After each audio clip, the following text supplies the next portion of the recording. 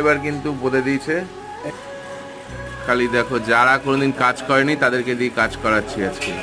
রঞ্জিত দা, অনিল দা।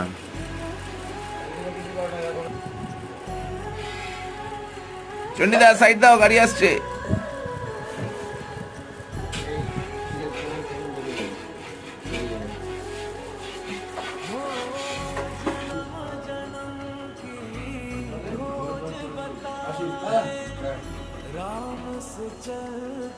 অনিল দা বাড়ি নিয়ে যাচ্ছিল, ঝাড়লাম।